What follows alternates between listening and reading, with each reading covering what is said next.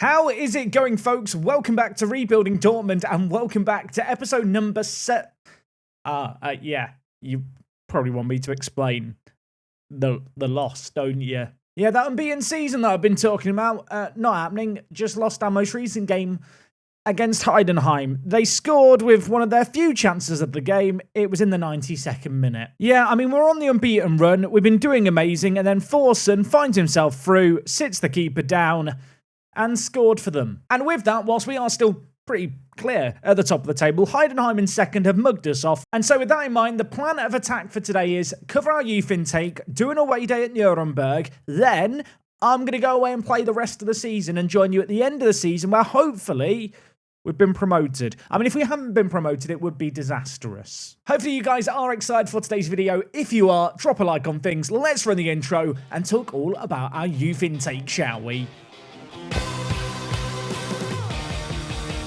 Now, you might be forgiven for seeing my beaming smile talking about the youth intake, thinking, well, it must be an amazing intake. It's a good intake. It's not an amazing intake, but you know what? The staff is saying it's good.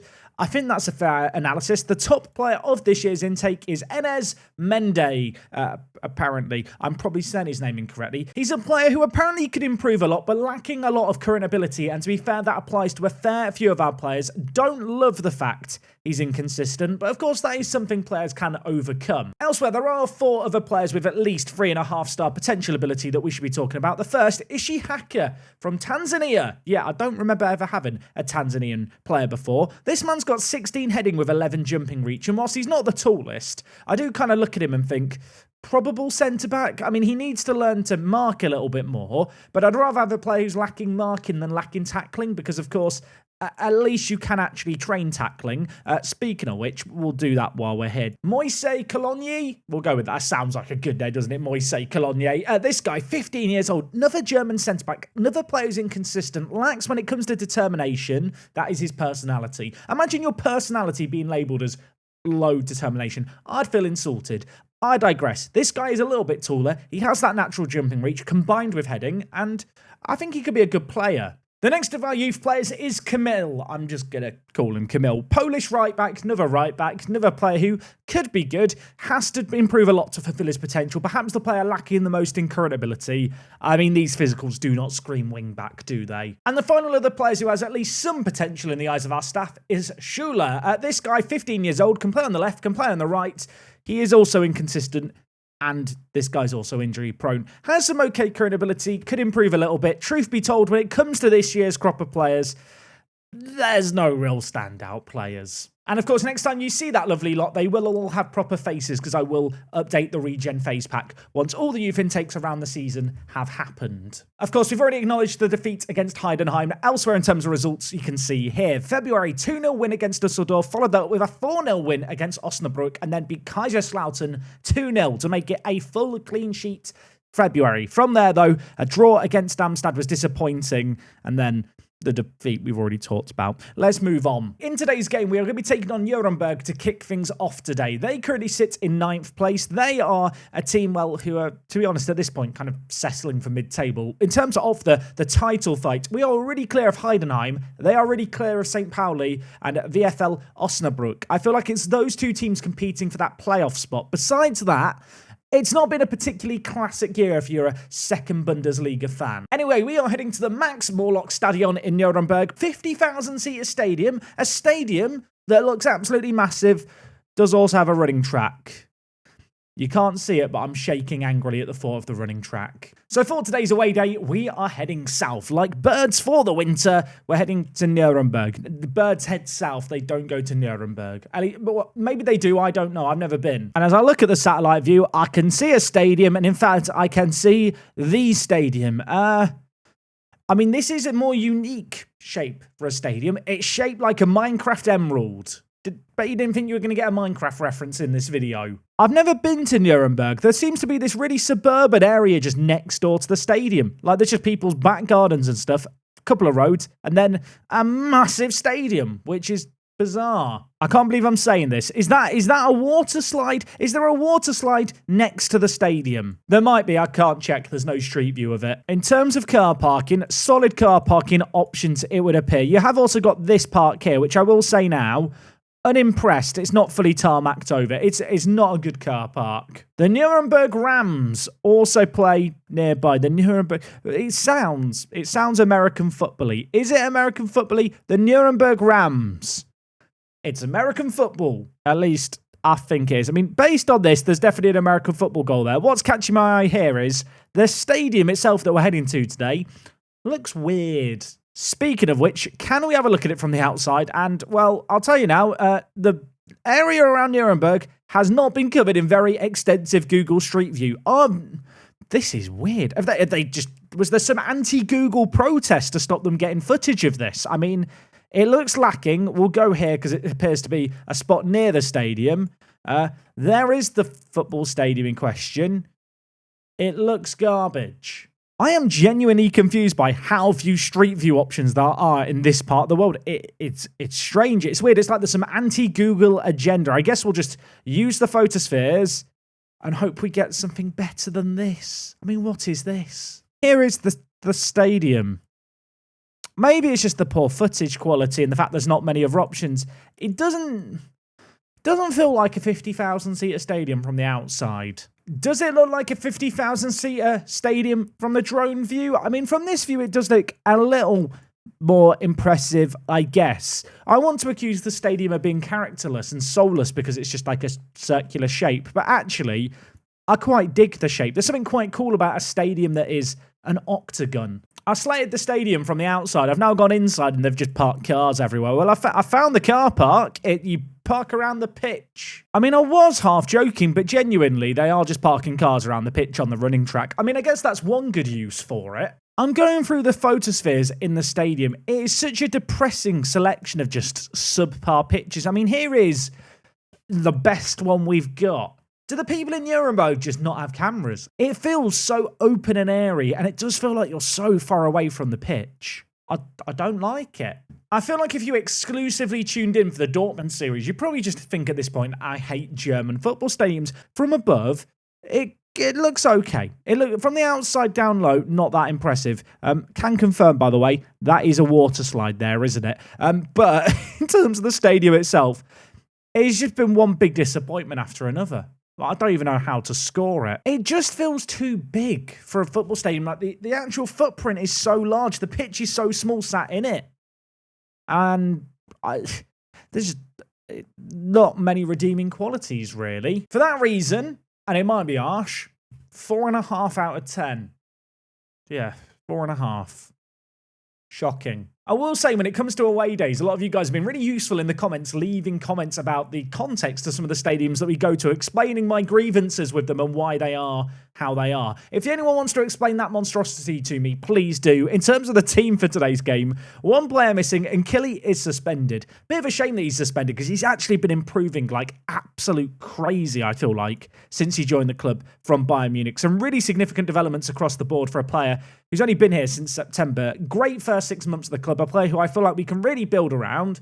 Bit annoying with that in mind, he's not at the club today. I mean, he is at the club, he's just not available for selection. You know what I meant. In terms of the team, we are going to go with Jovic in goal. Arian B has come into the team, and since January, he has been a mainstay alongside Omobamidele, two players who I feel like are very much ready to make that step up to the Bundesliga. Left back and right back is going to be Becker and Mane. Due to the suspension of Nkili, Sissoko is going to slot in at defensive mid. The 25-year-old, not a bad player, not someone who's wowed me. I suppose when you look at his form for the last 20 games, the fact that there is not a single bar of green kind of shows you what he's all about. In the midfield, we're going to go with Kameri alongside Adriano. Adriano, currently our second top goal scorer, of course. With Makoko leaving in January, we've needed goals from somewhere. Adriano has been a man to deliver goals, 8 in his last 10. And of course, the breakout star of this season, Gruder, has also been superb. He is now our top goal scorer with Makoko out. 13 goals, 12 assists in 21 games is absolutely stupendous. Can't really expect him to put those numbers up in the Bundesliga, but if you can put them in between now and the end of the season, I think he's probably going to win our Player of the Year award. Elsewhere, Beinagurten starts out on the left-hand side, and Dopper starts up top. 18 years old, improving a ton, not wowed so far during his time at the club. 3 goals in 8 games. He's been fine. Okay, it's taken a while to get the first highlight of the game, but finally it's here, 38 minutes in. Bello plays the ball down the line. Mane reads it well, but almost gets dispossessed. Sissoko mops up the pieces. Now it's Gruder playing it forward to Dopper. 3 goals in 8 games, and while he's bursting through the middle, can he get his 4th for the club? He hits the woodwork, but he will tuck in the rebound. And whilst he's not been crazy when it comes to his goal scoring, at least he is actually scoring goals. In case you don't know who I'm referencing, DP has not yet scored at his time at the club. To be fair, I've not really played him as much as I thought I would, especially after Makoko left. But yeah, your crap son, Dopper Clare. This was actually quite a good goal. It's a shame that the initial effort on goal wasn't the one that found the back of the net, but he played a little 1-2 off the post. It was definitely style points he was going for. Nuremberg with the ball here, trying to make an immediate response after we've got on the score sheet, knocking it around with a bit of confidence and having a bit of fun. Shouting, Weir. He dinks it towards Novoa. Arian B misses the interception. And I'll tell you what, that is one of the best finishes I've seen all season. I'm now hoping for our own sakes that VAR are going to intervene. VAR, are you going to bail us out? I feel like it's not going to. It hasn't. Hugo Novoa dinked in by Weir. Arian B with a questionable attempt at an interception. The finish was superb. We won't blame Jovic. 1-1. Okay, half-time. Shouty. Far from pleased. Step it up, please, lads. You know it's serious because I'm bashing on my desk. They are playing a very defensively sound shape. They've got the defensive mid. They've got the 3 centre-backs. They've got the wing-backs as well. They're looking to hit us on the counter-attack. And to be fair, the game plan for Nuremberg has worked early on here. And it could work again. Novoa's put the ball in the back of the net for a second time. What is that man's finishing? Again, I'm hoping the VAR is going to bail me out. This one did look a little closer to being offside. It's going to count. Novoa played in behind, tucks it away. He has mugged us off. You, my friend, you've made me look like a right knob. Okay, half an hour left here. We didn't win against Darmstadt. I wasn't concerned. We lost against Heidenheim in second. I was annoyed then. But I shrugged my shoulders and thought, well, it is the team in second. We're now losing against Nuremberg, who we really should be winning against. And with that in mind, we're going to change things up. Giovanni Reina on you come. Going to bring in, I think as well, Zonorek in for Kameri, who's not at the best of games. Changing things up in the midfield. Defensive mid, Mane, move forward. Magala, you come in at right back. 4 changes made. Can we step things up here? We've got half an hour to turn this game around. You know what? Things are getting serious. Adriano, shadow striker. Giovanni Reina, inside forward on attack. We're going for it now. I mean, look at their defensive shape here. Don't get me wrong. Legitimate formation, not trying to claim otherwise. It's very annoying to break down in Football Manager the 3s at the back with the wing backs and at least 1 defensive mid. I almost feel like I hate this system more than playing against 2 defensive mids. Very crowded out in the middle with the centre mids, 2 of them in front of the DM. And, well, we've kind of felt that in this game here. We've not been able to find a breakthrough, but with 8 minutes left, we find ourselves in possession. Zonorek on off the bench. Mane lumps it forward. It's not the most inspired ball into a dangerous area, but Reina is going to cross it in. Headed away, but only as far as Gruder. Magala whips it in. Adriano, he's sliding at shadow striker. He cannons that header off the crossbar. We've got 2 minutes. I'll tell you what, this would be much more high stakes if we were still unbeaten. If we lose this, I'll just shrug my shoulders and be grumpy. But you know what? The unbeaten city's already gone. I want to pretend I don't care. I absolutely do care if we fail to win here. They've had 3 shots on target. 2 of them have gone in. And actually, as I commit men forward, they're on the attack again. Novoa, he's got a hat-trick. I'm fine. I shouldn't be getting this annoyed about it, but I am. It's Football Manager. We all get annoyed at this game. From this angle here, how has he finished it? Has that crossed the line? It has crossed the line. Okay, well that was bloody dreadful. You look at the XG story, you look at how the game played out. Don't know if you necessarily would have expected a 3-1 defeat, but that's happened. Right, I'm throwing a water bottle. I feel like if there's a time to throw a water bottle, that defeat there is it. Players lacking self-belief.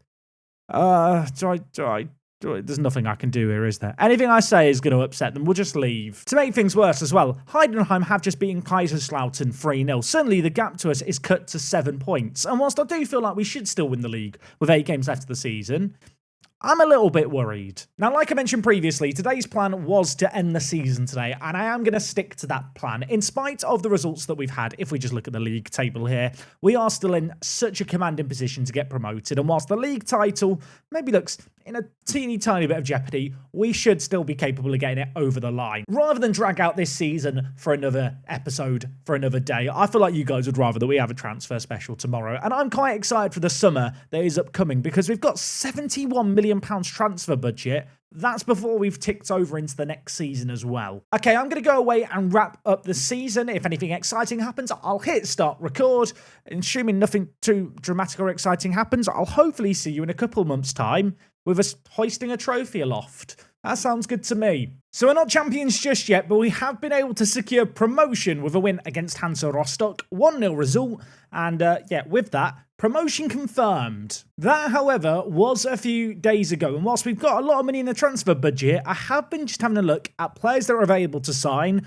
There's a player who is available, but I've just decided to pull the trigger on right away. And it's this man here. I wanted him last summer. He didn't want to join the club. He opted to move to Leipzig, a decision which I think he might regret a little bit. Thailand Bullet, formerly of Schalke, formerly of Union Berlin, formerly of Leipzig, and now playing for Dortmund. He was signed for £11 million by Leipzig this season. He has actually played 20 games in the league, but only 3 starts. He was unhappy at the club, wanted to move away, and we've managed to secure his service for £7.75 million, £30,000 a week, and that is a 5-year deal that kicks in upon his arrival in June. You will have to forgive me for getting a transfer done before the transfer special. I wanted him last year. I was a bit scared if I didn't pull the trigger and get that signing done, someone else would come in and nip ahead of the transfer window opening, and I wouldn't be able to get him. Okay, 25th of April could be the day we win the league. We are taking on St. Pauli. A win here, we're champions, because Heidenheim actually drew against Hansa Rostock. If that trophy lifting is to come, Royce won't be on the pitch to do it. He's announced he's retiring at the end of the year, and he's got injured again. He really is a walking meme, this guy, with all the injuries he's had for me. And just before I head into the game, Nkili is now capped for the German national team. Suddenly, at £9 million, he looks like a bargain. And in fact, elsewhere in the German national team, in the last international break, Adriano was called up. Sadly, didn't make an appearance, but it bodes well for him. He's improved a lot this year. Hopefully he's getting a cap before too long too. And actually on Adriano, he signed a new deal to the club on £82,000 a week, which is a pay rise, you might note. However, he has also got a contract extension after promotion of 3 years. Since we've now been promoted, that means his contract will expire in 2033. So, yeah, he's basically here for the next 7 years now. Anyway, I'm going to get into this game against St. Pauli. Hopefully we score some goals, and hopefully we're champions today. Okay, we are on the attack here. Ball whipped in by Becker. Doppler hits it against the crossbar, does get to his rebound, lays it off to Mane. The right back pulls the trigger. Keeper parries it round the post. Just on Doppler, who hit the crossbar there. Ignore the red arrows next to his name. His actual form lately has been sensational. He's been scoring a lot of goals recently. I mean, you can see here. 1 goal, 2 goal, 1 goal, 3 goal. He had a slow start. He's been getting going lately. Expect him to score here really now. Okay, finally, we have a breakthrough. It's taken over an hour to get it. And an unsung hero, I think, of this season has got it. Kameri. Been a bit overshadowed by Adriano in the centre of the midfield, but a vital player going forward.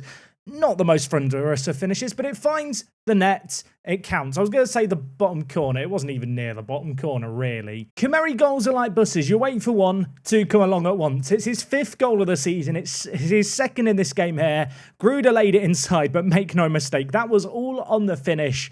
Tucks it away. 2-0. Game over. We've made it 3-0. Kameri involved again. Could have got his hat-trick, but was too unselfish. Played in behind. Laid it across to Doppler. He finishes it.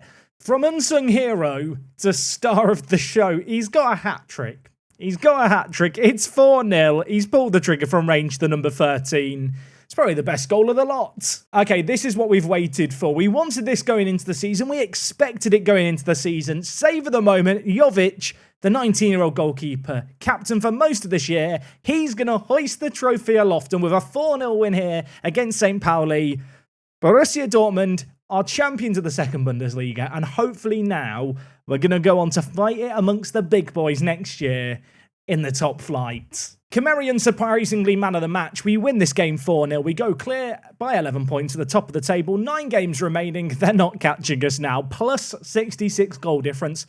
We've been dominant, and well, I'm going to continue to do some dominating. We'll be back in 3 matches' time. They're going to be done. We're going to be here for the end of season shebang. Let's plan for the season ahead. Okay, folks, the season is officially over. 34 games played, 74 positive goal difference, 90 points total, a new second Bundesliga record. It's not been a bad year. As we approach the end of this season, I have to admit that this year things have been more of a formality than perhaps I expected them to be. With the episodes, I've tried to keep things moving. We've played for about 2.5 months for me today in this episode. Very excited for the Bundesliga season, where I do think we're going to be challenged that little bit more. Now, bizarrely, I thought the expectations from the board were going to be more unreasonable than this. I say unreasonable. To be honest, I think these are, they're too reasonable, if anything. I was going to say, what's the opposite of unreasonable? Aim for next season, avoid relegation. Beyond that, become an established Bundesliga club and eventually qualify for the Europa League in 5 years. My aim is next year, European football of some kind. Season after that, Champions League football. 3rd season in the top flight. I want to win the league. Is that doable with our transfer restrictions? It will be tricky, I'll admit it. Moukoko at Bayern Munich is going to make things difficult, I fear. We have got the end of season meeting here. Going to tell the players that I expect us to avoid a relegation battle. They all love it. And now I get to choose where we're going on our end of season tour. We can go to Australia, Egypt, Germany, Austria, or Japan. We're going to Japan. That sounds fun. Now, I am hoping if I hit continue enough here, we will get to the end of season meeting thing. It hasn't popped up yet. I don't know if it has to wait for the relegation playoffs to happen. I feel like that's what happened last year. Having spammed spacebar a little bit, we've arrived at the end of the season. Here we have the second Bundesliga trophy. Look at that shield. It's a thing of beauty. Hopefully something we will never see again, at least in our time at Dortmund. If I get relegated, that would be embarrassing. Don't think it's going to surprise anyone. Signing off the season this year, Gruder. 15 goals, 15 assists. Crazy, crazy returns by him. Elsewhere, Adriano. 13 goals, 7 assists. Feel like his contribution this season has gone under the radar a little bit. He has continued to improve in the German national team fray. Very, very excited to be building around him, I feel like, for the next few years. The only other player of the 3 players still at the club who's got to double figures this year is Max. 15 goals in 17 games in the end. Really, really good. I think he only had 3 goals in his first 8 games, so really did step it up once he became established in the first team. Had to fill the boots of Moukoko. I think he did that and then some through this year. At 18 years old, the future is looking bright for him. We're training him to play that striking position as the advance forward. I feel like every time I look at him, his star rating and his potential in star ratings seems to change. Of course, they are just a perception of your staff. They're reflected by staff ability, and there's a margin of error, and they're also relative to your squad. But I am hoping he's got a little bit of potential left to fulfill. Very keen to see him step up next year. Elsewhere, Vitaly Becker picked up 10 assists from left back. That went under the radar a little bit, didn't it? I didn't realise he had that many assists. Of course, got some caps for the German national team. Hasn't been called up recently, mind you. Plenty of other players joined us. Kamari and Killy both putting in really good ratings. Omabamidele was our big landmark signing, £22 million. He was a rock at the back alongside Arian B, who joined us in January. In terms of transfers out, here are the players that left us. Some of them had good years, some of them slightly less so. Julian Brandt, 5 goals, 11 assists. Signed for £12 million. Maybe could have got a bit more for him, but there's no player who's putting crazy numbers here that make me worry. In fact, if I was going to pick out one player and go surprised at how good they were, Sebastian Aller got 9 goals in 24 league games. That is more than I would have expected him to have got. In terms of season results, of course, we only were in 2 competitions this year. The Bundesliga 2, we absolutely smashed. I hate the fact that apparently it's a B-. that we've been good. I don't know what we could have done to get higher than a B-, but there you go. Maybe an unbeaten year would have got us a B+. Over in the DFB Pokal, we were knocked out, weren't we, by Hoffenheim. In the end, Wolfsburg won the whole competition. I'm not going to worry about it. Perhaps unsurprisingly, from a financial point of view, less money made in the second tier of Germany versus the top flight. If you're wondering what the difference was, I mean, you can see the difference here. Not insignificant. Going to make it vital we do make that step up. Do feel a little bit guilty for everyone who bought Roy's shirts. The fact he barely played for us this year, kept getting injured, and has now retired. Here apparently is our lineup, best 11 for the season. Not too many surprises here. Moukoko appears up front. If you're wondering, how's he done for Bayern Munich since he joined them? 5 goals, 2 assists, only 8 starts in the second half of the year. Don't think he regrets leaving us just yet, but I'm hoping we'll make him regret it one day. I have also noticed now, and I don't know if this is because he's turned 22, I don't remember this being a thing, but he's got really bad important matches alongside his really bad consistency and injury proneness. In this save game, Moukoko did get a really bad roll on some of his hidden attributes. In terms of accolades, I've never seen anything like this before. It's the Brian Gruder show.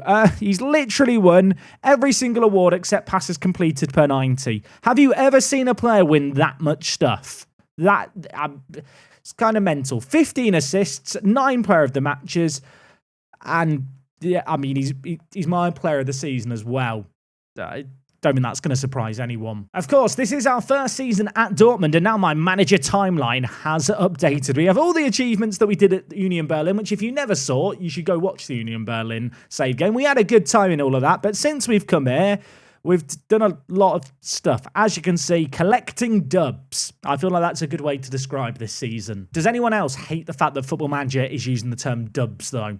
It's a bit new school for me. Okay, folks, with that is going to conclude season number 1 here at Dortmund. Tomorrow, we're going to be back with a transfer special. I'm unsure whether or not we're going to be doing 1 episode for the summer or 2 episodes. I think some of it's going to come down to what players do we potentially look to flip on? Do players jump up in value?